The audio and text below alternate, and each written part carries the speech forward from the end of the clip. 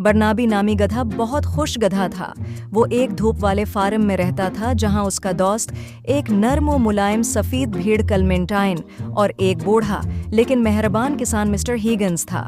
बरनाबी को रस भरी घास चबाना, मट्टी में लौटपूट होना और सेब के दरख्त के साए में सोना बहुत पसंद था। लेकिन बरनाबी का एक बड़ा ख्वाब था, वो उड़ना चाहता था। हर रोज बरनाबी परिंदों को फार्म के ऊपर बुलंद उड़ते हुए देखता। वो उन्हें नीचे गिरते और ऊपर चढ़ते देखता, उनके पर हवा में आसानी से पकड़ते हुए। आवा काश में उनकी तरह उड़ सकता, बरनाबी आ भरता। एक दिन क्लेमेंटाइन, जो बरनाबी के ख्वाबों को सुनना पसंद करती थी, ने कहा, बरनाबी, तुम क्यों उड़ना चाहते हो? तुम एक शानदार गधा हो जैसे कि तुम हो। बरनाबी ने सिर हिलाया। लेकिन क्लेमेंटाइन, जरा तसव्वुर करो, ऊपर से दुनिया को देखना। क्लेमेंटाइन, हमेशा हकीकत पसंद, ने जवाब दिया, तुम जमीन से भी दुनिया देख सकते हो बरनाबी, तुम्हें बस थोड़ा ज्यादा चलना होगा। लेकिन बरनाबी मुतमईन नहीं था। उसने दिन अपने कान फड़फड़ाने की कोशिश में गुजार दिए, उम्मीद करते हुए कि वो उसे जमीन से उठा लेंगे। उसने फार्म के सबसे ऊंचे दरख्त पर चढ़ने की भी कोशिश की, लेकिन उसकी छोटी टांगें और इनाड़ी खरों ने उसे नीचे गिरा दिया।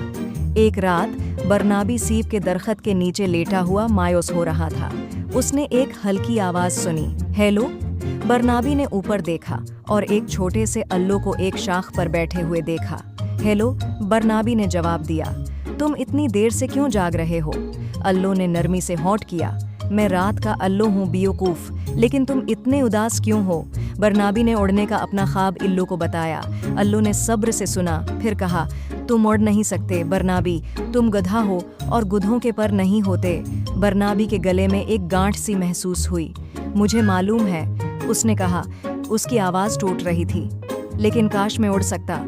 अल्लू, जो अपनी उम्र से ज़्यादा अक्लमंद था, ने कहा, शायद तुम परिंदे की तरह उड़ नहीं सकते, लेकिन तुम अपने तरीके से उड़ सकते हो।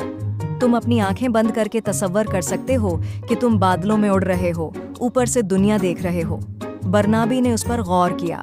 उसने अपनी आंखें बंद की और अपने आप को सुनहरे गंदम के खीतों के ऊपर से गुजरते हुए तसव्वुर किया, उसके खरों को जमीन को बमुश्किल छूते हुए।